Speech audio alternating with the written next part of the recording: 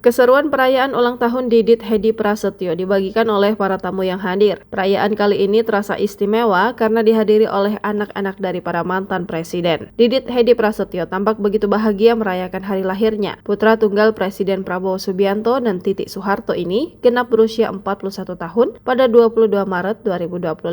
Momen spesial ini dirayakan dengan penuh kehangatan bersama keluarga dan sahabat terdekat. Dalam foto-foto yang beredar, terlihat kehadiran anak-anak presiden terdahulu. Beberapa di antaranya adalah Ilham Habibie, Puan Maharani, Agus Harimurti Yudhoyono, Yeni Wahid, Kaisang Pangarep, Gibran Rakabuming, serta sejumlah tokoh lainnya. Tak hanya itu, kedua orang tua Didit, yakni Titik Soeharto dan Presiden Prabowo Subianto, turut hadir dalam acara tersebut. Kebersamaan mereka menciptakan suasana yang akrab dan menyenangkan. Presiden Prabowo pun tampak berbaur dan berfoto bersama para tamu undangan. Gibran Rakabuming juga hadir bersama sang istri, Selvi Ananda, menambah kehangatan acara tersebut. Begitu juga dengan Kaisang Pangarep yang juga hadir bersama Erina Gudono. Selain keluarga dan teman-teman, rupanya Didit Hedi Prasetyo juga mengundang anak-anak yatim.